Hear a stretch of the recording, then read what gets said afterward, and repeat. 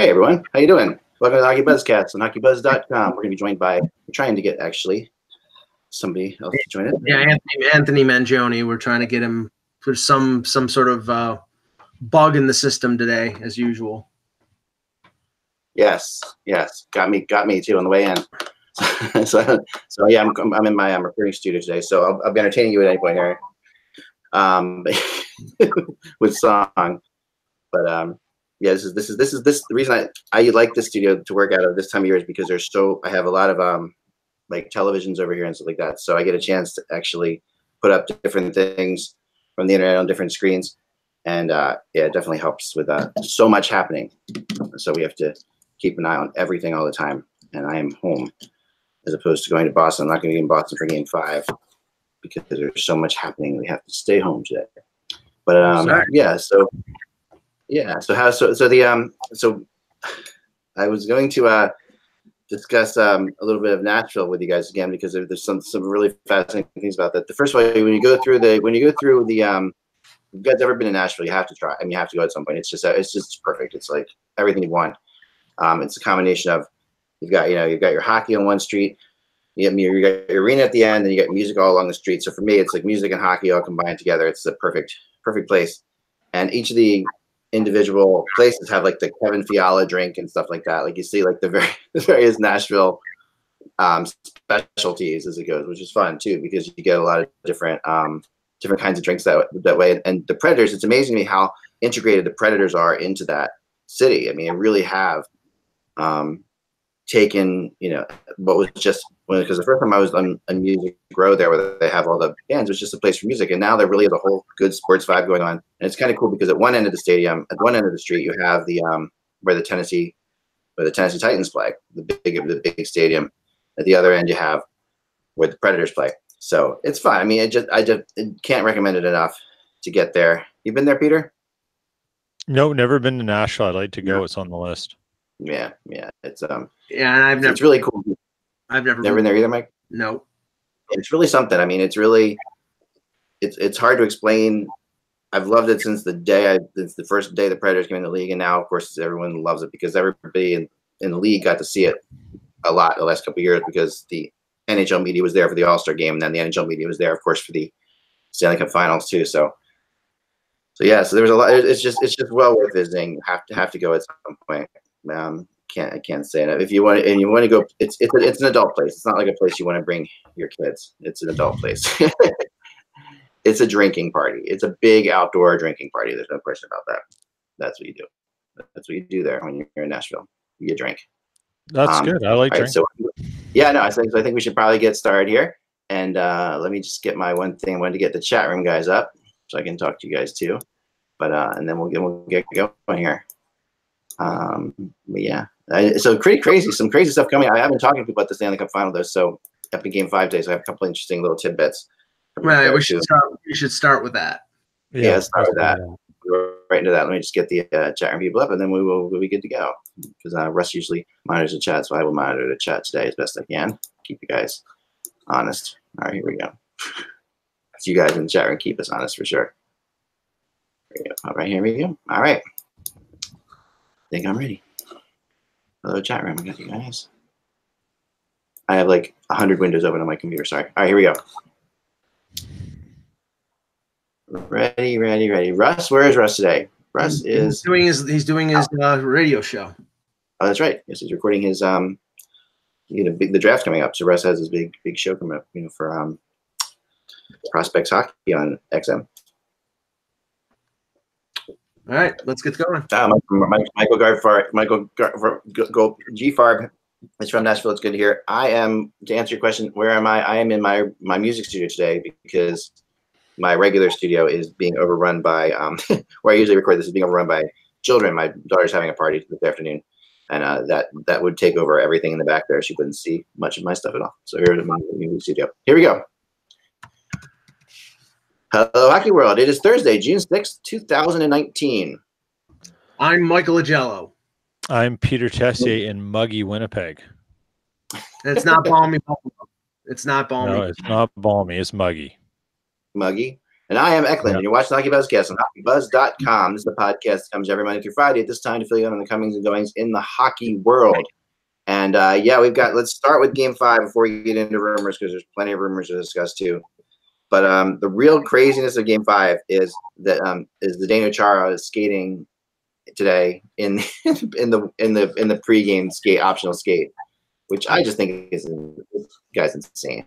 No, I completely expected it. I mean, it doesn't mean he's going to play, but I'm telling you right now, if he goes out for the pregame skate, it's going to be like Willis Reed and the New York Knicks back in the 70s, coming out with a broken leg and scoring, the first points, and then he played a few more minutes and then sat the bench. But the inspiration of Chara coming out there with a broken jaw is going to infuse that team with a lot of pride and confidence, and who knows what will happen. But I also think there's some gamesmanship going on here because, definitely it's not going to let the Blues prepare for what is going to happen. I mean, they're prepared to play against Char because they played against him for 4 games. But, if they don't play against him, and then it's 7 defensemen and it's Kampfer or Grzelcyk or Vakanainen, then it's going to provide a little bit of a different look for the Bruins. Yeah, for sure. I mean, I think Char is going to play. I think he's going to play until he can't. You've got, if you think about it, yes, broken jaw, whatever it is, how serious it is, we don't know, but we know that's the thing. He's going to have a special helmet on. You got to remember, it's hard to hit Char's jaw. Yeah. When you're a giraffe. So, he'll play until he can't. The risk is does that can't happen in the middle of a game and now you're really messed up. So I think he'll come out and play. That's the danger. So maybe being home ice, they feel they can take that risk right now because they can control where he starts, who he's on with last shift. But, on away ice, it'll be interesting to see. I don't know, man. Has everybody been watching the St. Louis Blues in the series? They are pounding the Bruins. I mean, This is the most physical. This is the most physical Stanley Cup Final I've ever covered, just hands down. There's no two ways about it. I've been covering Edmonton, Carolina. This is the most physical one. Well, yes and no. St. Louis has been physical in the games that they've won. They were physical in Game 2. They were physical in Game 4. They weren't very physical in they were physical in 2 and 4. They weren't very physical in Games 1 and 3. And they lost those games. So that should send them a bit of a signal. But as we've said throughout the playoffs, you can't play that up-tempo, hyper-physical type of game every game. You will be worn out just like the other team will be worn out. So I think St. Louis has got to bring it tonight, because I think if they lose, it's going 7. And even with their injured defense, I would favor Boston in a 7-game series at TD Garden. So I think you've got to go throttle wide open against the Bruins tonight and hope you win, and then hope you win in St. Louis in Game 6. I would agree with that, Mike. No, I would agree with that. I think the Blues really have to consider that if you don't win tonight, you're giving Boston 2 shots to win the series, and one of those shots is back at home in Game 7. And, it's just a scenario you don't want to be in for whatever reason, psychological or what have you. That's just it. And, I think they need to avoid that, but it'll be interesting to see how Boston approaches that, knowing St. Louis is going to be kind of desperate. Yeah, this is desperation time. I mean, Game 5s are always, where series are won or lost. It's when you go through it, whoever loses tonight, it goes without saying, has to win the next 2 games, and that's not a big deal because it really is a 1 game at a time thing at this point. But I do think that as this plays out, we're going to see, I think you're going to see the Bruins continue to just sort of get more and more worn down. It feels like the Blues are a better conditioned team. They feel like they're a better skating team. Their defense is obviously, what people don't think about, the matchup that we don't talk about very often, which I think is really playing into this series a lot, is the matchup of a team's defense versus another team's wingers. Because when the Blues are pressuring the puck in the zone, in the Bruins zone, it's the job of the Bruins wingers to pick up the point men. That's their position, right? That's the general position. So if you're a winger, you pick up your point man.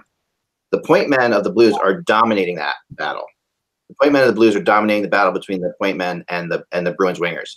They're winning 80% of the puck battles along the boards against the wingers, and that's where they're killing them. And that's the Blues have figured this out, and they started in game 2, and this is why you see guys like Pietrangelo and Parayko not just pinching at the blue line, but pinching all the way down into the circles, and way beyond. I mean, they're not afraid of losing that battle because they know they're going to come out with the puck, and it's time and time again.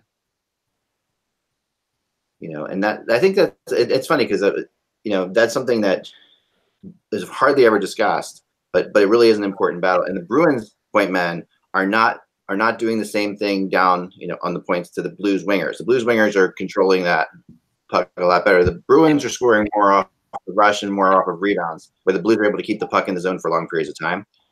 Their zone pressure has been fantastic. I don't think that's anything people would sort of pick on the Blues for. It's eventually I think the Bruins are going to figure some of that out, and I think now that we've had 4 games, it's a tied series. The team, it's a best of 3. You're going to see a little bit more pressure and some understanding of the opposition now. And I think this just becomes a game of adjustments now, and who's adjusting to counter what they haven't had consistent success beating. And I think the Bruins will figure that out. I think they will too. And then Grizzlak's return will be enormous. Like that is a big return. Well, that's even in doubt, Ak. He's a game time decision. I mean, it's honestly, a game time decision, but I think he's playing. Honestly, I think the most likely combo that is going to play is Kampfer and Vakanainen. They're going to go 7 defense. Yeah, and they'll mix in the veteran with the rookie, and since they have the last change, they can spot different players. But I mean, whatever way it is, I mean, if Grizzly is back in, he's not 100%. If Chara is in there, he's clearly not going to be 100%. And you're going to have a 20-year-old rookie who's played maybe 5 or 6 NHL games stepping into a game 5 of a Stanley Cup final. None of the situations are optimum. No, and then like you said the other night, Mike, I mean, the McAvoy's value keeps rising and rising and rising. And because you're seeing that he's just the most important player on this team right now, on the Bruins. I mean, he clearly, with those guys, especially with those guys injured, McAvoy is just enormous. I mean, and that continues to throw Werenski, McAvoy, these guys we've been talking about. They're all sort of connected at the hip. These young RFAs. It just keeps making that market more and more difficult. There's no two ways about it. You're going to see. Well, and nobody's talking about McAvoy getting offer sheeted. I mean, he's an RFA, and nobody's talking about that. Yeah. Which is ironic. And I mean, I know we're going to be talking about that ad nauseum over the next 3 weeks. I've been listening to it for almost a year, because anytime you monitor Toronto radio, all the talk has been Marner, Kapanen, and Janssen. I honestly get the feeling, and this is based not only on my feeling, but when we've had Kevin on the show, that this is all a shell game. This is all bunk. There's a radio host in Buffalo who I think every day talks about offer sheets and about screwing other teams by offer sheeting other players. Yeah. And I know that Peter sent us a link in our Twitter chat room from The Athletic, with this ridiculous scenario about, you could offer sheet this guy and then you could offer sheet that guy. The problem with those scenarios are they're pipe dreams, because some of the players have different agents. Unless they have the same agent, there can't be this sort of uniformity where, okay, we'll take an offer sheet, and when they match that, then this guy is going to, it doesn't work that way. Well, it does work that way, but it works. It's not as simple as that article is laid out. I think it's a super interesting article from the way you can play a game. But these are what has to go right to pull off that move. And so there's 2 players on the Leafs who it was believed the Canucks could target, And if you wanted to get one without having to trade, you offer sheet one, hoping the Leafs match it, and then they're really hooped over a barrel with cap space. So you offer sheet the other, and that's the one you want. First of all, you have to hope the Leafs aren't aware of this possibility. Well, they might be now. And they would have been aware. You have to get player A into arbitration. The Leafs can get player A, they have to go to arbitration. So if they elect arbitration, you can't offer sheet them. Right. So not done. So they should be doing that. Even if they don't want to, it might be a strategic thing to protect that. The other thing is you actually have to come up an offer sheet with the right amount of money. So now you're taking a team that could be a Stanley Cup contender next year if the right moves are made, and you're asking them to go to Vancouver, where basically the Athletic has been making fun of the management for 2 years now. Yeah, and then I mean, so you painted Vancouver as inept and stupid, and you're telling them how they could be smart, and then you're assuming a player wants to go there because now they're smart and they're offering the right money. Like, a lot of things have to happen. And doesn't want to stay in Toronto, an organization that has treated Kapanen and Janssen fairly well. And I have to say, the one thing that this article mentioned was they calculated the amount that the Leafs would get the Leafs in trouble to match one and then match the other.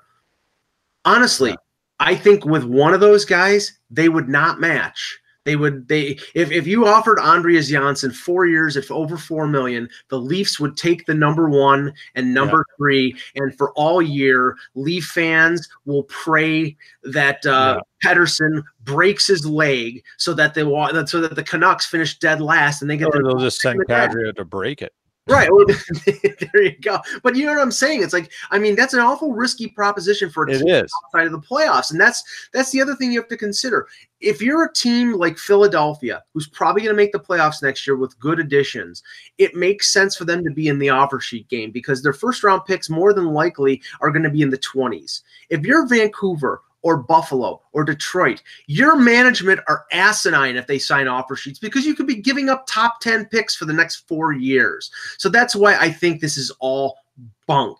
I think it's all. We saw clearly this year the disaster that was Ottawa. Like having given up the first round pick, and that was crazy. And I agree with you all. I think the one thing that's being forgotten about, it's not really being forgotten about, but it's not being discussed at all, is with all these players available to be offer sheeted. And I'm not saying they're going to be offer sheeted and with all these players not going to be offer sheeted, okay, so there's so many available that could be, and no one is going to be, likelihood.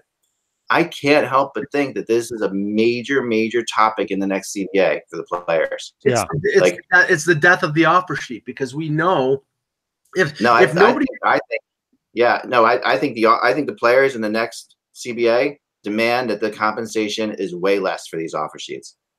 Because the real problem here is the compensation. Yeah, honestly is, and if you're the players and you want to raise salaries, the best way to do it is to be able to have these offer sheets as a possibility. Right now, they're not even possible. So. And you know what the counter from the owners will be? The counter will be parameters on the amount of money that you can spend on a second contract. That's what they'll counter with or guaranteed contracts or guaranteed contracts. But that's we look at these things. Here we are talking about it, and we're saying, well, this is the counter.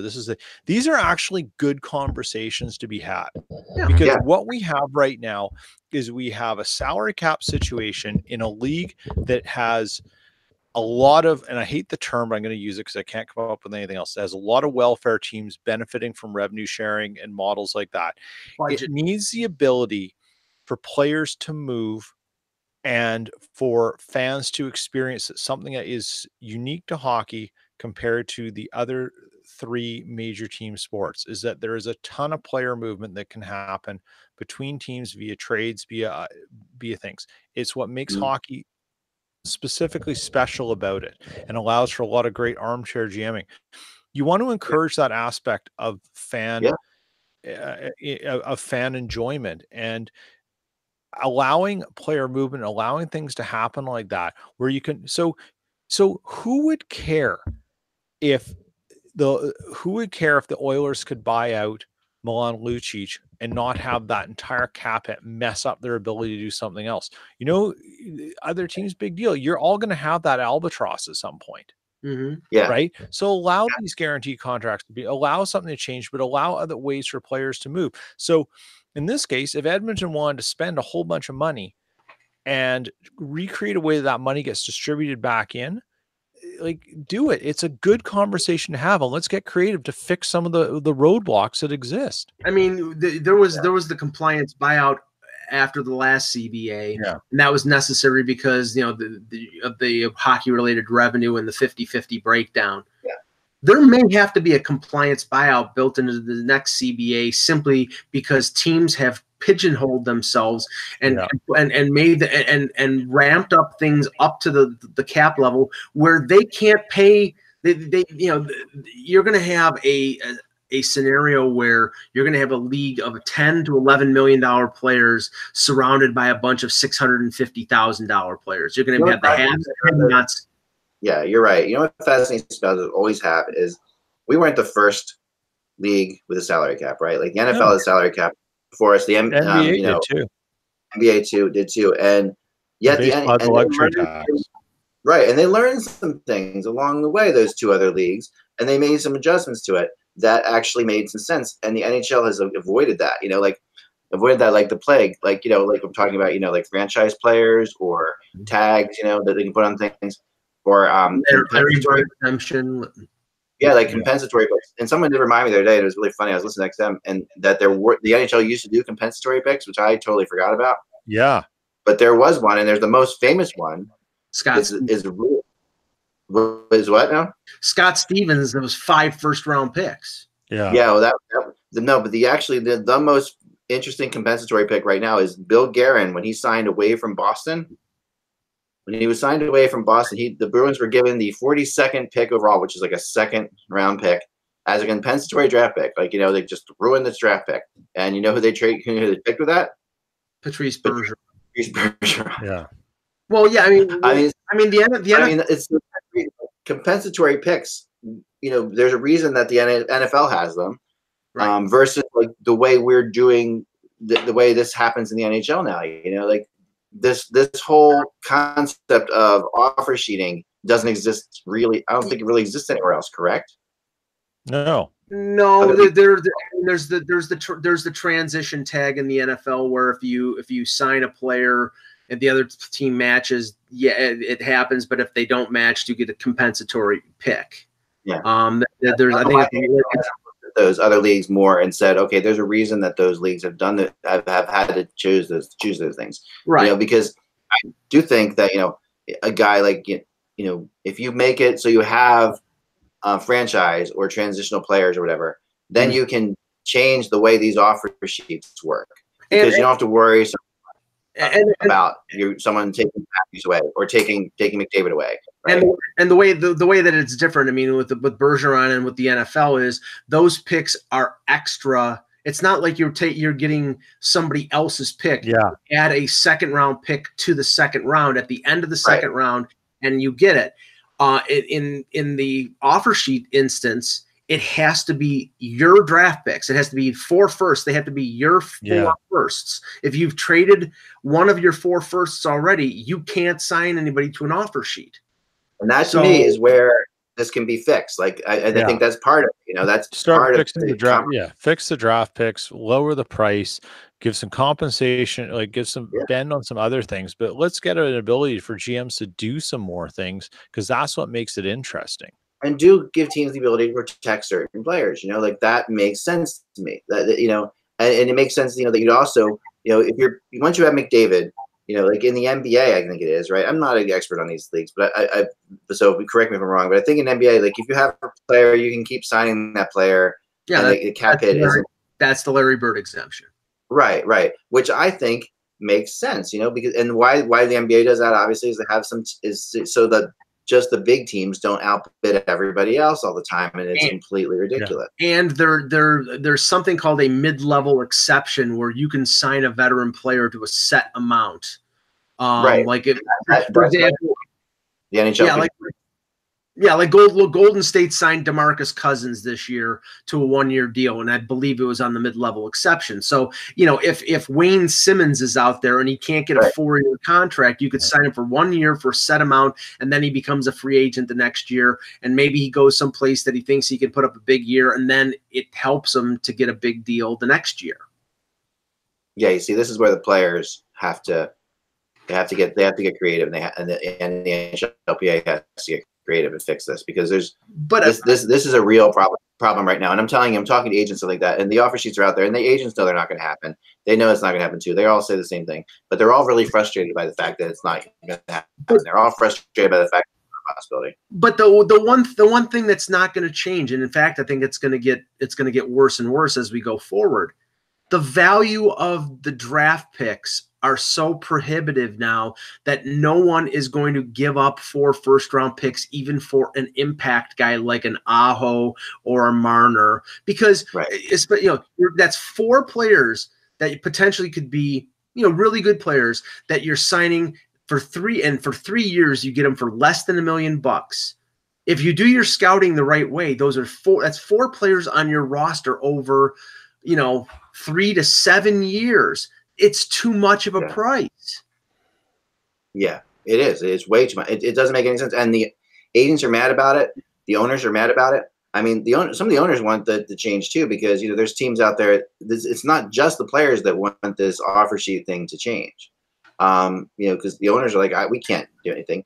So this is going to be something we're going to remember, because we should put a pin in this, because when the CBA gets negotiated, I have a feeling that this is going to be the major issue, and I don't know that it's been talked about enough. It's just an inkling from talking to agents over the last 3 days. I must have talked to probably 20 agents over the last 3 days. They're all talking about the same thing, about how ridiculous it is. If it is Ek, then we're having a lockout, because I think the owners will harden on the other end, and their response will be guaranteed contracts, term on deals, and a fixed, like there's a fixed amount for entry-level contracts. Max is $925,000 plus bonuses. They will go for a max on second contracts over a certain amount, and then because you're getting all these restricted free agents coming off their ELCs looking for $10 million, and some of them have had 1 good year, maybe 2. I mean, the whole thing has to be rethought, because I think that maybe you change the amount of time until maybe you get rid of restricted free agency altogether. Maybe there's different things you can have that can work, where you actually have I don't know. There's ways. It just has to be rethought. It has to be rethought from the ground up, and we have to look at other leagues who've had salary caps, who have used what's worked and what hasn't worked. Which to me was, when the NHL implemented salary cap, I was always baffled that they didn't do that at all, that they didn't look at the NFLs at all, and these other transitional things, to realize that these problems that would occur down the line. Now, of course, the NFL has that, but they also have, they don't have guaranteed contracts. So, but that's going to be a huge issue in the NFL in a few years, and we're going to have a lockout in the NFL or a strike in the NFL because of the guaranteed contracts. Mm-hmm. So, yeah, the whole thing is there's really, and like someone in the chat room said here that the offer sheet program is designed to stimulate movement of the lesser free agents, and it might be, but it never has. I mean, if it's designed to do that, it's failing miserably, because we haven't seen any of those kind of free agents move at all. Right. Even if you even if you limit, and it's the scale is based on how much the offer sheet is for. Even a second, if you're talking about a lower level guy, like I'll just use, say, Ryan Reeves as an example, maybe a couple of years ago, then the compensation for a contract offer of $2 million or more, I think, is a second-round pick. Nobody's going to pay that. The scale is out of whack, and that's the thing. And maybe it has to be, maybe it has to be 3 first-round picks or 2 first-round picks if you want to promote movement. Somehow that doesn't change things. Like that could change. Maybe a compensatory pick ends up in a situation, or maybe that that we know we're not taking away first-round draft picks. So maybe the first round is taken out of the equation for these offer sheets. I think it should be, because the first round, at least then there'll be a ton of them. If you take a first-round pick out of it, there'll be a ton of offer sheets. No, I mean you might, and the problem is you have to balance this out somehow, And there's right now it's completely balanced out the wrong way. Yeah, and there's no way. Let's start the sort of the rumor portion with something that came out about 2 hours ago. Bob McKenzie reported on Jeff Skinner saying that there's an expectation of some finality one way or the other within the next day or two on Skinner. Either the contract gets signed or he's going UFA, which is funny because yesterday when I was in the scrum with Jason Bottrell, he said, "Oh, there's no deadline." Of course there's a deadline. If you don't, what's that? There's definitely a deadline because, and like we talked about yesterday, the Sabres want this done as soon as possible. And that's a huge issue that you can't put aside. And I believe McKenzie, and obviously McKenzie is right on this. McKenzie's right on these things all the time. Yep. There's no two ways about that. This is, and it's kind of what we talked about yesterday too, in the fact that I said the Sabres are getting impatient about this because they really are wanting to. They believe they've put a seriously good offer on the table for Skinner. And Buffalo wants to do more than just sign Jeff Skinner. So to them, their thought process is, we like Jeff Skinner. We really think he works, but there's other players out there. There's other ways we can go. So if we're not going to sign you, Jeff, let us know now because we want to make those moves now. And one of the interesting things I wrote about today is I keep coming back to this connection between the Sabres and the Devils, and the concept of Taylor Hall and Jeff Skinner, and where the Sabres, I think, are completely in love with Taylor Hall. I know that when they're looking at signing this Jeff Skinner contract together, putting this Skinner contract together, there's only so hard they can go because they, in their back of their minds, are looking down the line at Taylor Hall, and believing that, because there's a belief among certain teams that Taylor Hall is definitely leaving New Jersey, and it's really fascinating. Like, you don't often see that, you really don't. Like, even with Tavares, people, there was not the belief that he was definitely leaving the island until like the very end. With Stamkos, there was never a belief that he was definitely leaving. They could leave, but this is the first player I really feel like that there is a belief that he is definitely leaving New Jersey. And among some teams, other teams will tell you that's not the case at all. So, but Buffalo is one of those teams that thinks Taylor Hall is going to be available, and they think you're going to be able to trade for him, or just wait till July 1st and sign him, which I don't think is possible, because if he's definitely leaving New Jersey, is definitely trading him. So, it's New Jersey will know that, but it's possible that New Jersey could end up with Skinner and Buffalo could end up with Hall in this whole thing, because if Skinner leaves there, if Skinner doesn't sign in Buffalo, New Jersey's the team I keep hearing that's going to be in the front row to sign him. So if that's the case, maybe they know something about Taylor Hall leaving. Maybe they think that Taylor Hall is not going to be there because this kind of money can't be given out to too many players. Well, Peter, I mean, the thing that interests me about New Jersey is they took a massive step back last year after making the playoffs. Mostly Hall. Hall was out for, I think, over half the season with the knee injury. There's a lot of question marks about the knee, and it's like, we heard the question marks now regarding Erik Karlsson after he had groin surgery yesterday. I don't know if New Jersey is going to be willing to spend $10 million a year unless they see Hall come back and play at the level that he played 2 years ago when he won the MVP. That's just smart. It's just due diligence, just to make sure that the guy is healthy before you offer him the big contract. Look, it makes no sense. And Hall even said he wasn't worried about what was going on. He's prepared to go in the final season and just do his thing. And I think there's mountains being made of this that don't exist yet. Yet being the key word, because depending on the season Hall has, depending on what New Jersey does and where they fit into things, it'll be really telling. Like, if they have a positive season where there's momentum in terms of development and stuff like that, can they afford to lose Hall and try slot someone else in? That'll be the biggest question for them if things go well, and he's thinking like he wants money. That's when the difficult decision comes in. And with that team, the question is not cap space because they have boatloads. It's a question of what ownership wants to spend money. And at the Taylor Hall Buffalo connection, I mean, it's logical because Ralph Kruger was Hall's coach in Edmonton. So if that might be part of it, but I mean, really, I have to see. I mean, we've heard this chatter about Hall, basically holding the Devils' feet to the fire regarding the quality of the team and them investing in the team. And, they're not going to be dictated by a player. They could basically say, I don't think Hall's the kind of guy who does that. Like, no, I really don't.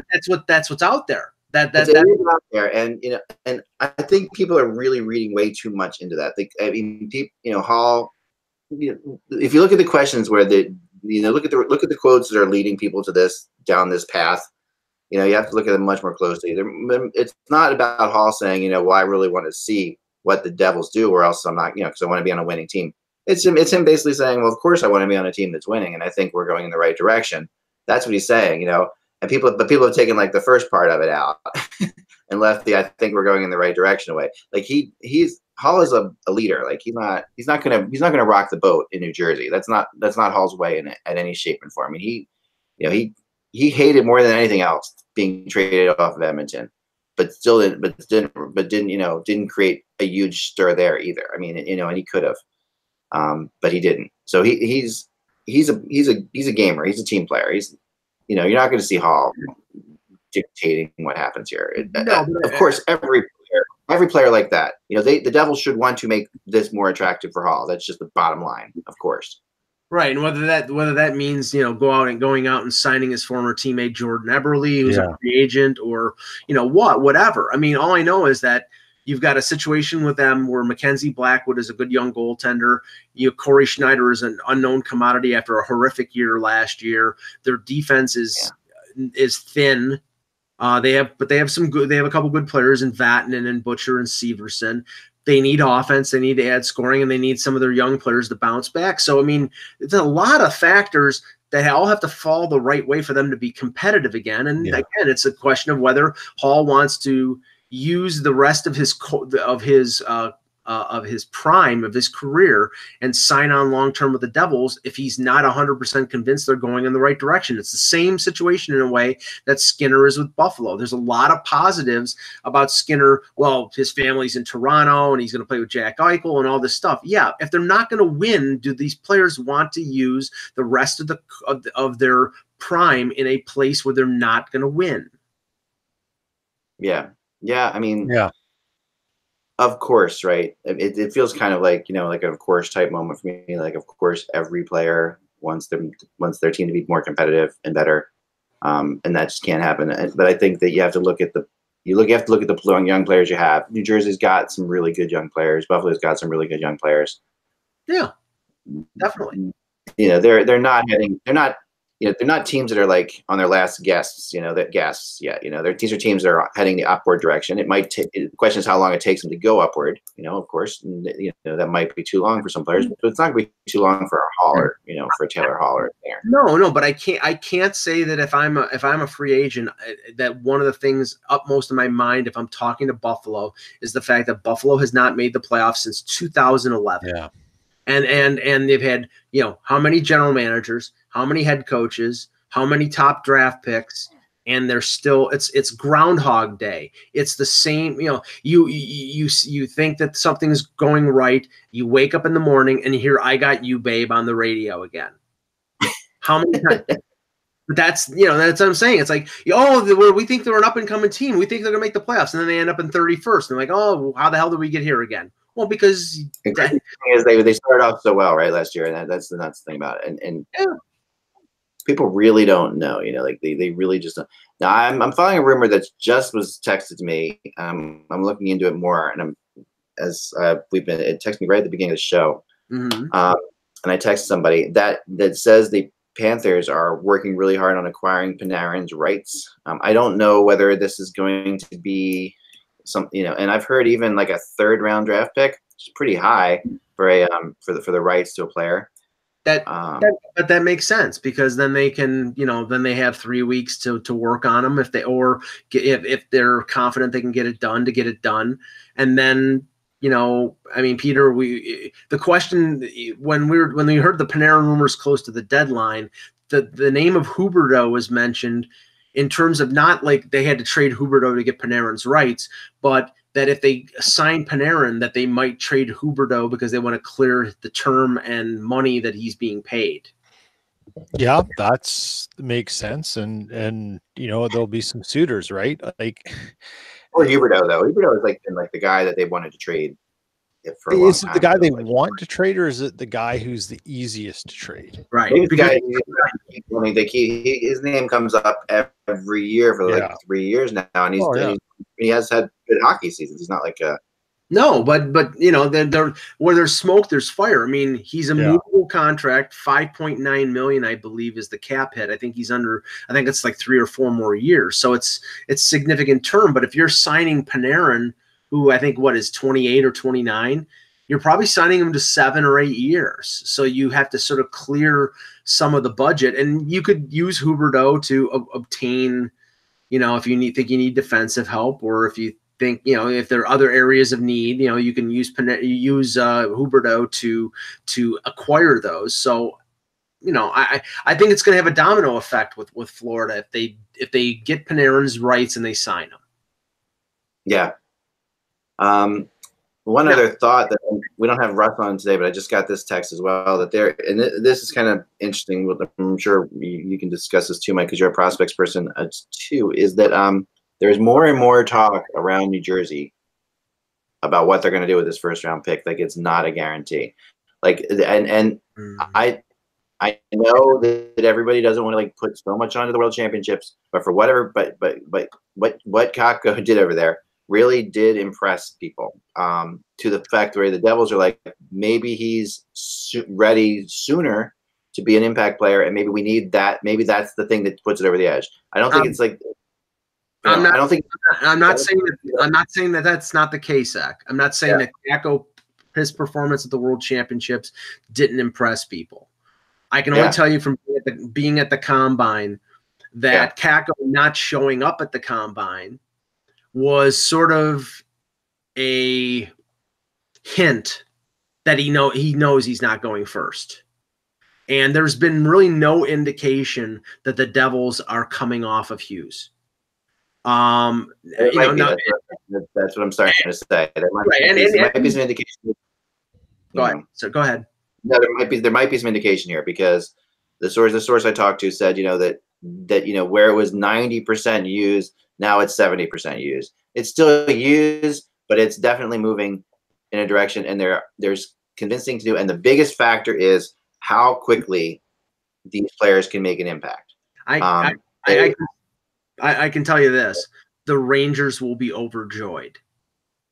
The Rangers are going to be happy. Yeah, I think one way or the other. The Rangers are in a wonderful spot because they don't have to. They're never going to have to deal with making the wrong decision, right? They're going to be told who they take, and that's the bottom line. That's all they want. I mean, that's for sure. They don't have to worry about it.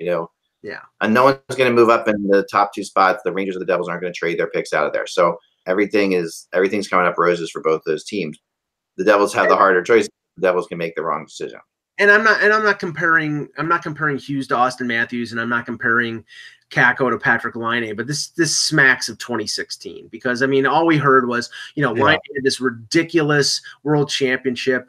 Matthews was okay. Are the Leafs going to take Laine at number? The Leafs were never taking Laine at number 1, and that was never even. I know that the chatter might be out there, but I would bet. I would not bet the mortgage because I don't have one, but I'd bet significant money that it's going to be Hughes and then Kakko 1-2. Well, I think one thing. The thing that Matthews had going for him was his size. That was the one thing that Hughes has going against him is his size. And you can sit back and say it doesn't matter. He's Patrick Kane or whatever, and those guys don't matter. But it does matter. Size, in the NHL, when they're looking at a guy. If we're talking 3 or 4 years ago, I would agree with you. But if Russ was on the show, he'll tell you that the guy's stock that rose the most at the Combine last weekend was a guy who's 5'7" and 160 pounds, Cole Caulfield. And so I think the prejudice against small players is dissipated because we're seeing more and more examples of small players being difference makers in this league.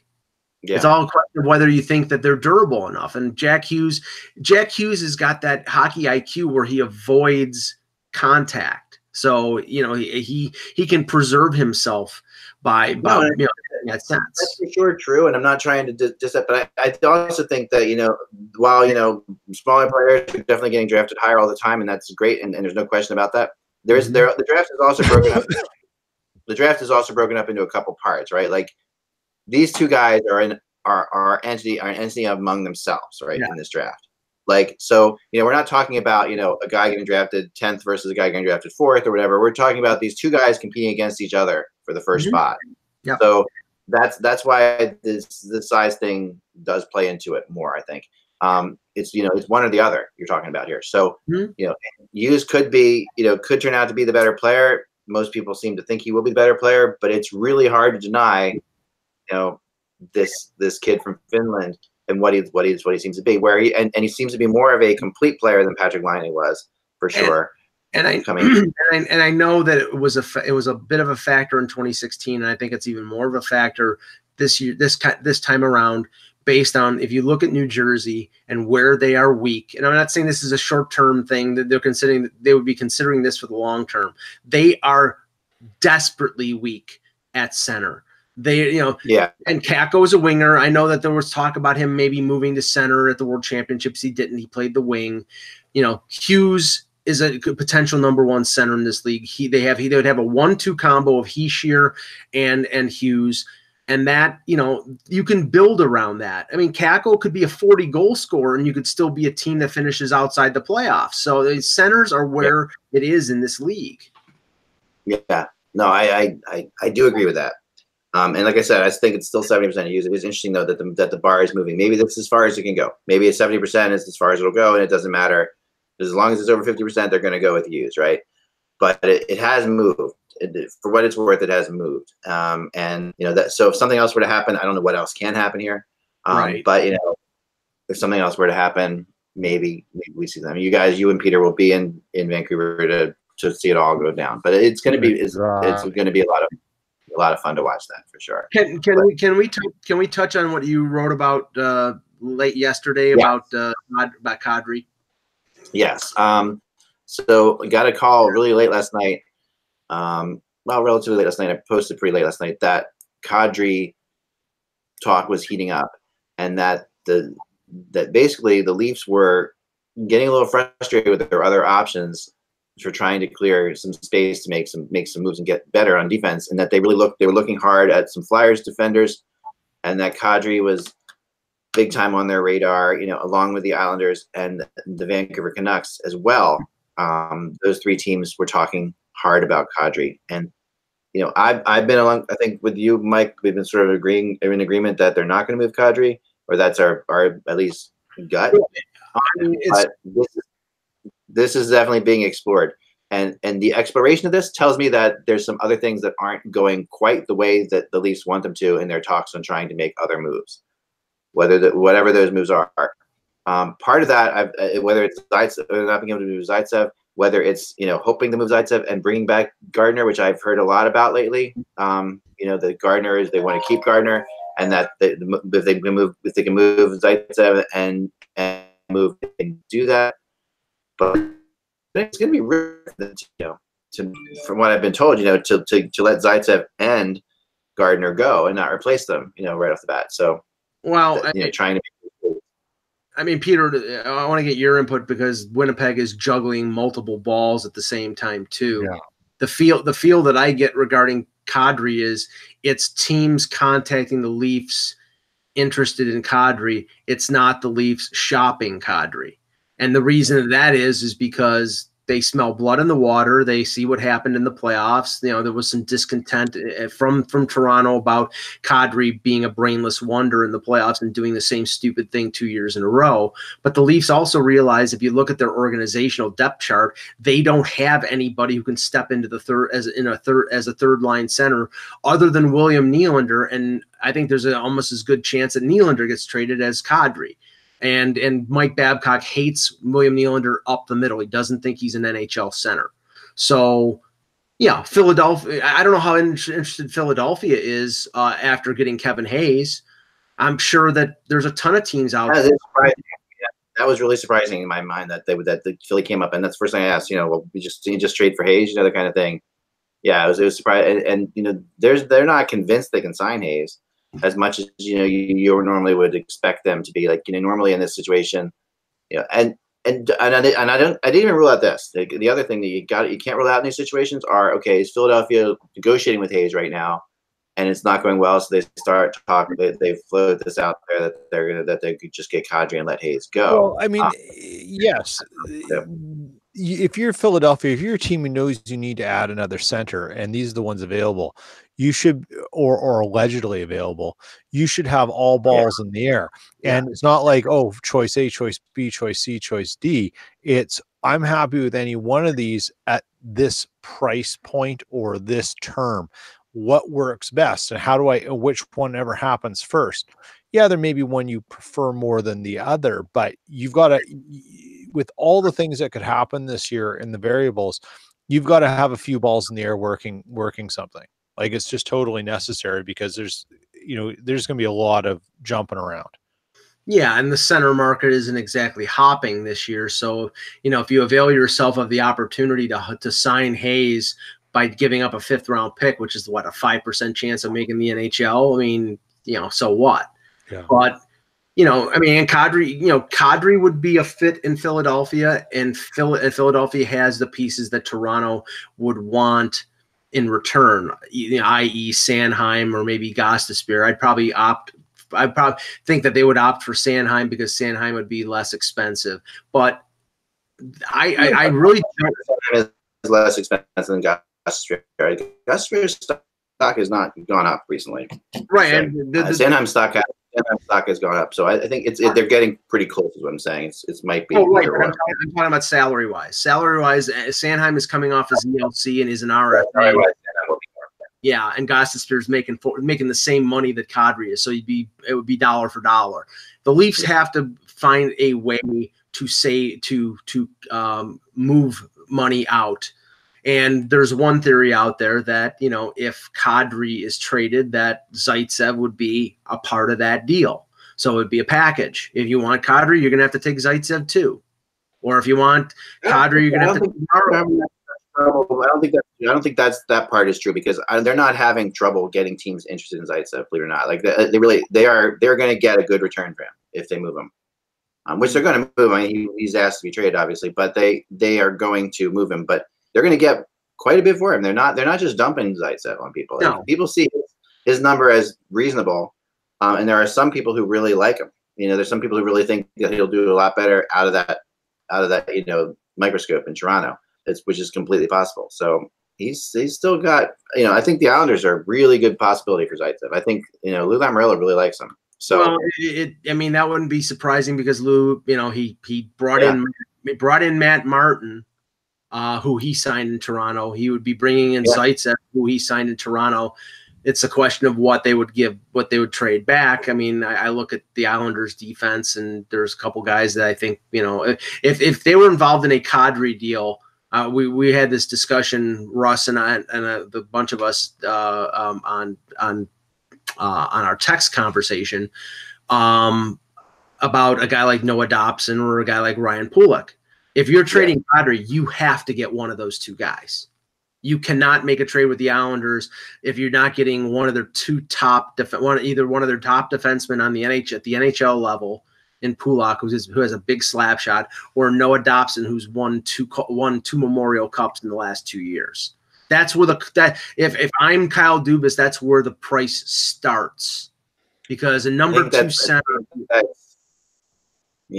number two center in this league is as valuable as a second pairing, top pairing defenseman. Second pairing defenseman, I would say. Yeah. But I would, one of their top two defensemen, no, I don't think so. I mean, I don't think.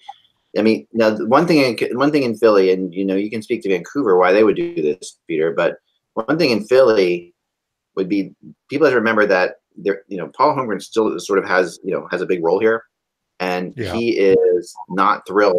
He was not thrilled at all last year about the fact that the Flyers were such a under penalized team. I know, as crazy as it sounds, they were one of the least penalized teams in the league, and I know you don't want to take penalties, but at the same time, it was felt like the Flyers weren't a hard team to play against, and that's when things really get. That's when Paul Holmgren has the ghost of Ed Snyder in his ear and saying, we got to be a hard team to play against. Like, we're not going to be we're not going to be a soft team. They were a soft team to play against last year, and that's where Kadri comes in and could actually, do something. Hopefully, not stupid things, but sometimes we've all talked about a player who is stupid like that is stupid sometimes in a positive way. Kadri hasn't been, but there's we all talk, Pronger's for all of Chris Pronger's suspensions, which were dumb. It made players skate with their heads up when they came across the blue line. I love players that make, when they're on the ice, everyone has to be aware of them. I've always liked that kind of player. Unfortunately, what that usually comes with is an element of recklessness and such. That's the risk reward trade-off. Yeah, if you can find a player who is incredibly good that way, like who was the guy? What was the guy who was with the Oilers and the Canucks? Oh no, you know who I mean. More recent than that. You know who I mean. I'm drawing a blank. I do. Chat room, help us out here. Gosh, what was his name? Anyways, we know who I mean. There's a whole litany of them down the years, right? Mm-hmm. And they're great to have. I think the Rangers wanted to get that, so they went out and got Brendan Lemieux when they traded with the Jets for Hayes, right? It just adds a little surprisiness. I think Lemieux had sort of worn out his welcome with Maurice on a couple fronts, but he was certainly given a chance. Now, Kadri's that kind of player, and teams will look for that. I think the Canucks would like to have a player like that could be a little unpredictable and make things a little, because they've got some younger guys and need someone who can roam around and not be like an enforcer, but just be a dangerous entity. And that there's still an aspect to that in this game. The one thing I heard about Vancouver, Peter, Elliot Friedman mentioned a couple days ago on one of their podcasts, was that there's a hunger there from Benning to basically revamp their entire defense. In the point that they may not sign Edler, they may not be in on Edler. They may want to trade Tanev. Build around Quinn Hughes, add the other defensemen via free agency and trade. I mean, do you think that's realistic? Not to overhaul it in 1 year, but if you're going to make an impact, maybe you need to use your cap space for 2 years, like that you've got before the impending contracts of Pettersson and Besser come up, right? Right. And these other guys and come in. No, Besser's got 1 year left, I think. Yeah, but okay. So, but you Pettersson, and then there's someone else, I think. I can't remember who.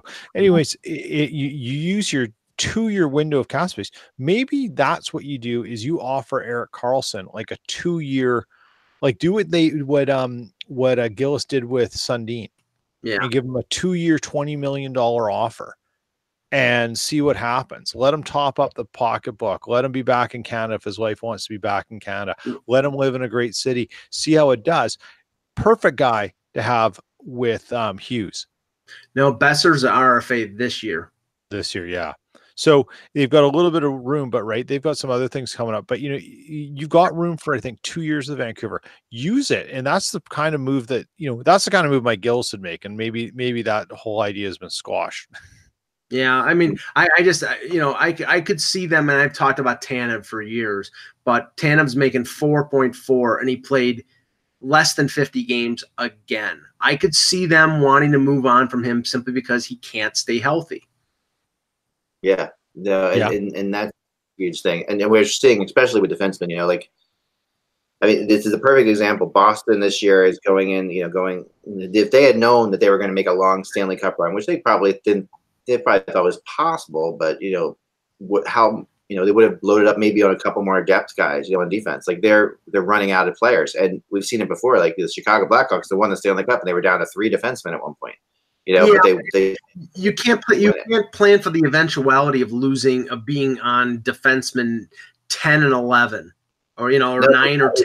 See it all the time. I mean, it's true. You're right. I mean, but we see it constantly in the Stanley Cup playoffs that you do get to that. You reach that level. It's strange, but you actually do reach the level of your 10th defenseman. I mean, the Flyers, when they were going against the Blackhawks in 2010, the Flyers were to their 10th defenseman. I remember it's like it was just kind of crazy. Remember 2006 with Buffalo, Game 7 against Carolina in the conference final. They had lost Jamie. That was legendary. That was you remember some of the almighty names that they were playing? Jeff Gilson, Doug Janik, Rory Fitzpatrick. These were guys who were starting in a Game 7 against the Carolina Hurricanes. Yeah, I remember that was like Jay McKee going down. That was like the with a cut, with an infection of a cut that he had from his equipment. Yeah, that was the crushing blow, and maybe kept the Buffalo Sabres from winning a Stanley Cup. You know, they were really that was that close. I think they lost that. Yeah, that was. I don't know. I don't know. I don't know if they would have lost to. I'm just joking. Always a good debate for sure. But I want to talk about Karlsson too before we go. Okay. And then we'll get here. So Erik Karlsson, I'm really not buying the Ottawa stuff. Okay, I've looked into it. I mean, it's amplified again. There's more people posting out there. There's more rumors coming out that Erik Karlsson could sign back with Ottawa. I'm sure it could happen, but I'm just. It would take incredible amounts of craziness. Well, and really nowhere else. Something that came up regarding this, and I don't know how. I don't know if this is just urban myth or rumor or something that's not just not verifiable. But the talk about Karlsson going back to Ottawa was tied to the potential of Melnyk selling the Senators. Now, if he was selling the Senators, if it was clear that he was selling the Senators, then I might give this more weight than it's been getting right now, which I'm completely skeptical. I don't think there's a chance in hell that Karlsson is going back to Ottawa, even if his wife is homesick. But if Melnyk is selling the team and there's a new owner in place and Karlsson knows this, then maybe it's possible. But I can't see that happening between now and July 1st. So that's a lot would have to go on, and they would already have to be well along the way of selling the team if they were going to get exactly. And so if it's just that he might be selling the team, I don't think that's enough. Or if he's in the process of selling the team, I don't think that Karlsson trusts that enough to make that move. Like I think that he'd have to know that Melnyk was, And if that was the case, Peter, I think we would have heard about it by now because everything with Eugene Melnyk, it never stays secret for long. No, it never does. But I do think that it is interesting to note that that Karlsson's has spread to other teams. Like it was just Tampa and the Rangers for a long time. And that really was it. And now I hear Vancouver involved, which sounds possible. And I've heard Montreal involved, which I didn't think was possible yesterday, but after talking to people today, I think is, I put them on the rumor chart, for Karlsson. Those are two. I mean, the Canucks are such a fascinating team, Peter, because here's the pressure on them is always to win, and yet I really thought they were finally going into their rebuild mode, which they've avoided forever because they had to pretty much. They had the Sedins there, they couldn't rebuild while they were there for whatever reason, and now they've been replaced with these other young stars who are very, very good players, and now they're suddenly in the market for some big names. What are your thoughts, dude? Well, with Vancouver, I think it all boils down to what Francesco Aquilini wants to push Jim Benning to do. He's an impatient guy. His belief for years has always been the team should always be playoff caliber team. And, Trevor Linden left when the management ownership really refused to embrace the idea that it was going to take a little bit longer to rebuild. And they had a parting away. So they finally have cap space. They finally have a stable of decent prospects that they can start building forward with. They got Besser, they've got Pedersen, they've got Hughes, they've got Demko, and they've got a few other guys. Bo Horvat, Julevi. Well, maybe. Yeah. So there's something there, but it's far from complete. So the concern for the Canucks really becomes, do you trust Benning to go out and now use some cap space and the owner's money to fill in the holes with the right players when he hasn't really been able to do it at all already? That's the question. Benning's best traits are identifying talent and scouting. So why not follow that lead for a little bit longer? Well, he's not patient. So that's what I'm saying. A high reward, low risk, because if you don't care about money, is doing that thing with Karlsson. Give him $20 million for 2 years and see if he takes it, get him in and see what you can get out of him for 2 years. Yeah. Right. Like those are the kinds of things you need to do. Where Kevin Cheveldayoff was able to plug holes with the Jets for years with these nifty little deals, maybe not the most starstruck players, but with Jokin and with Stafford, when they still had some value, of the 2 years, $4.5 million. Benning could do that with the right players right now if he can identify them, but at a higher tier of money. And it might be worth doing just to see what you've got there and satisfy the owner. Well, you still gives you wiggle room for your next round of contracts. You get out of some of the other ones, and you maybe get in a position where you could buy out Eriksson or do whatever and still keep drafting. That's the key. I'm worried for the Canucks that if they give up the 10th pick this year in a deal for something, it's just going to set them back in ways they just can't understand. And where has Benning dug himself his biggest holes? Free agency and trades. Eriksson, Brandon Sutter, Ryan Spooner, Juan Roussel, JB. I mean, I can go on and on. These are the guys that he traded for or signed, and these are the good brands. Boat anchors around his neck. Yeah. And that, Benning is also the guy, like if you're the Canucks and you're overseeing this operation, you've had enough to work with Benning to understand what he's good at and what he isn't good at. It's probably high time they bring in someone to almost coexist with him, to be the soothsayer on the trade front and work with him that way, because what he's doing now isn't working. Rein him in. Yeah. It's not working at all. I don't know, as far as Montreal goes, and it's worth noting, I think that they just really have some money to spend, and there's connections there with Karl.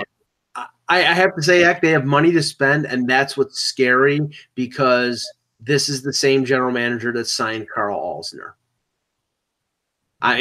True. And this is the same general manager who I think paid more than you needed to pay for Carey Price. Carey Price is one of the best goalies in the league. I don't think you should have spent $10.5 million. Have them having cap space, in a market, a lot of people think this free agent market is not very deep, which means that you're going to go out there and spend more money for less talent because there are not as many players out there. That's a scenario that could spell disaster for Bergevin, because he's going to spend $6 million a year to sign Jordan Eberle? Well, Jordan Eberle doesn't deserve $6 million a year. Yeah, no, you're right. Before we go, real quick, an agent sent me this text just now, which was really interesting because he's watching the show. And he's like, well, why don't you guys play it out? Like, so let's look at an offer sheet that almost happened. He said Shea Weber's offer sheet, to Philadelphia. Like that, he says, was the closest one everyone thought to, and the team actually saying of Nashville walking away and saying fine. So if Nashville had walked away and said fine, here's what the Predators would have gotten in compensation, which is something that you have to remember, because that was the summer before the 2014 draft. So they would have gotten Travis Sanheim, Provorov, Rubtsov, and Nolan Patrick. Yeah, but you don't know how the Flyers would have done with Weber. Right.